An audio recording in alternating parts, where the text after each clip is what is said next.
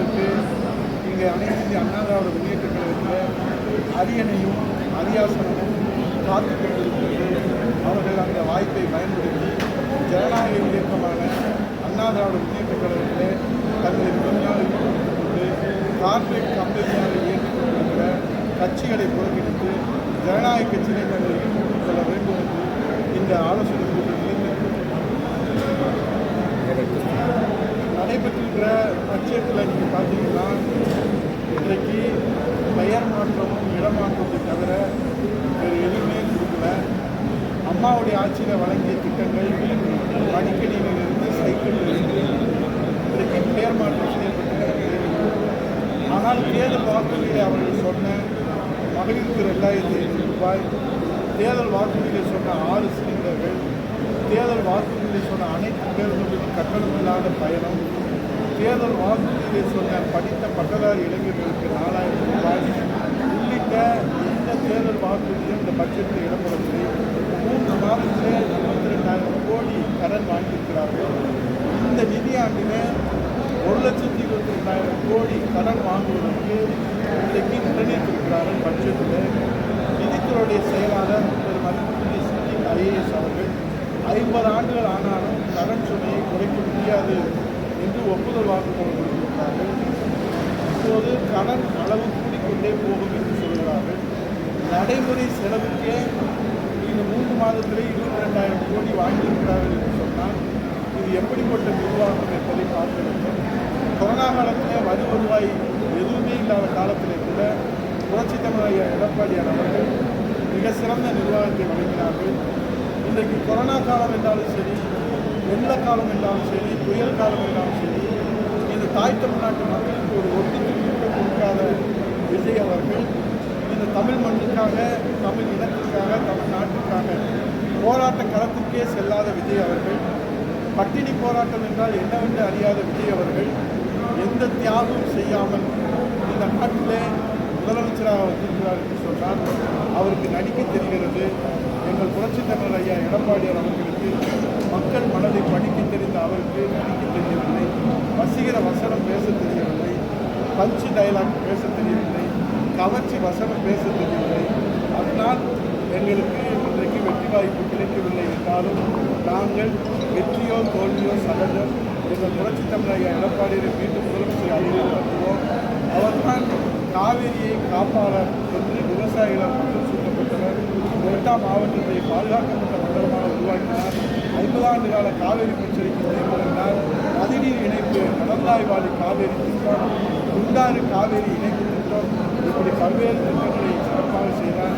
இதே தூத்துக்குடிக்கு அந்த சண்முகநாதனும் இப்போது எங்களிடத்தில் இல்லை என்றாலும் பல சாதனை திட்டத்தில் இருந்து பல சாதனை திட்டங்களை மாவட்டத்தில் வழங்கினார்கள். ஆகவே எதுவுமே செய்யாத, எந்த தியாகமே செய்யாத விஜய் அவர்களே இந்த நாட்டுக்கு முதலமைச்சராக வருகிற போது இந்த தன்னையே இந்த நாட்டுக்கு அர்ப்பணித்திருக்கிற தியாகத்தின் திருவுருவம் புரட்சித் தமிழர் எடப்பாடி அவர்கள் தலைமையில் மீண்டும் அம்மா ஆட்சி மலர வேண்டும். அதற்காக இந்த அம்மா பேரவையினுடைய ஆலோசனை கூட்டம் சூழ்நிலையில் திமுக எம்எல்ஏக்கள் பிரச்சனை கொண்டு வருவது சபாநாயகர் சொல்லியிருக்காரு.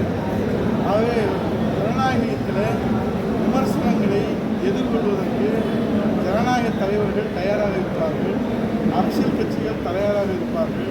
பொதுவாக இது மாதிரி அவதூறு நிலைகளிலே வழக்கு கொடுப்பார்கள். ஆனால் இரவோடு இரவாக கைது செய்வது என்பது இப்போது புதிய நடைமுறையாக அரங்கேற்றப்பட்டு கொண்டிருக்கிறது. ஆனால் இப்படி அடக்குமுறையினாலே விமர்சனங்களை அடக்கி விடலாம் என்று விஜய்க்கு யாராவது ஆலோசனை கூறினால் அது தவறான ஆலோசனையாக அமைக்கும். அதிமுக பாஜக கூட்டணி இப்போதும் குரல்தா? ஏன்னா ரொம்ப நாளாக ஒரு அமைதியான ஒரு சூழல் இருக்குது. இன்னைக்குதான் தேர்தல் எடுத்துருக்கோம். 4 முறை பாரத பிரதமர் வந்து தேர்தல் பிரச்சாரத்தை தமிழ்நாட்டில் மதுரை உட்பட அனைத்து மாவட்டங்களிலும் தேர்தல் பிரச்சாரம் செய்தார். இப்போது தேர்தல் பிரச்சாரத்தில் யாரும் ஊகிக்க முடியாத, எதிர்பார்க்காத தீர்ப்பை மக்கள் வழங்கியிருக்கிறார்கள். ஆகவே இந்த சூழ்நிலையில் இப்போது தேர்தல் வருகிற போதுதான் புதிய அறிவிப்புகளை அரசியல் கட்சிகள் வெளியிடுவார்கள். எப்போதும் போல நாங்கள் செயல்பட்டு கொண்டிருக்கிறோம். புரட்சித் தமிழர் எடப்பாடி அவருடைய தலைமையில் அமைந்த அதிமுக தலைமையிலான கூட்டணி இப்போதும் வலிமையோடு தான் இருக்கிறது. அதில் எந்த சந்தேகமும் வேண்டாம். ஒன் மேன் ஷோ அவரை ஒரு மாய பிம்பத்தில் content creator, influencer, video, insta, reels என்று ஒரு மாய பிம்பத்தை கட்டமைத்து கொண்டிருக்கிறார்கள்.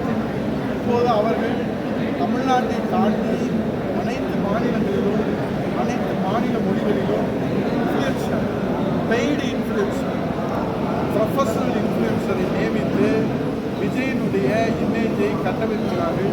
அந்த போலி பிம்பத்தை கட்டமைப்பது எதற்காக என்று சொன்னால், தமிழகத்தை தாண்டி விஜய் அவர்களுக்கு எந்த பதவி மீது மோகம் இருக்கிறது என்று நமக்கு தெரியவில்லை. ஆனால் அந்த இன்ஃப்ளூயன்சருடைய அந்த இமேஜ் பில்டப் என்பது ஏதோ ஒரு ஆபத்தை நோக்கி செல்கிறது என்பதை மட்டும் அண்ணா திராவிட முன்னேற்ற கழகத்தில் நாங்கள் எச்சரிக்கையாக தெரிவிக்கிறோம். அமைச்சருடைய நடவடிக்கைக்கும் சம்மந்தமே இல்லை, மிகப்பெரிய இடைவெளி இருக்கு. ஒரு அமைச்சர் ஐபிஎல் கிரவுண்டில் போய் அங்கே மாத்திரையை முடிக்கணும்னு ஒரு விளக்கம் கொடுக்குறாங்க. இன்னொரு நம்ம விருதுநகர் அமைச்சர் வரம்பு மீறி பேசுகிறாங்க, அது ஆடியோ ரிலீஸ் ஆகுது, மக்கள் முகம் சுற்றிக்கிறாங்க, சட்டியோடு உட்கார வச்சு கொண்டுக்குவேன் அப்படின்னு சொல்கிறாங்க. இதுக்கு ஆதாரம் இருக்குது, ஆனால் எந்த நடவடிக்கையும் இல்லை. அதே போல் இன்னொரு அமைச்சர் இருக்கிறாங்க, எல்லாமே பிரிட்டிஷ்காரங்களுக்கு பிறந்தவங்க மாதிரி ஆங்கிலத்தில் தான் பேசுகிறாங்க.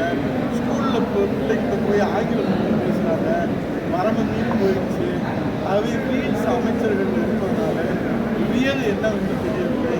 அதனால் முதலமைச்சருக்கு பல நிலவரம் தெரியல. அவர் சொல்கிறாரு சட்டசபையில் பேப்பர் படிக்கணுங்கிறாரு. முதல்ல உளவுத்துறையினுடைய அறிக்கையை முதலமைச்சர் டெய்லி படிக்கிறாரான்றது தமிழ்நாட்டு மக்களுக்கு சந்தேகமாக இருக்குது. அதையே முதல்வர் படிக்கிறது இல்லை.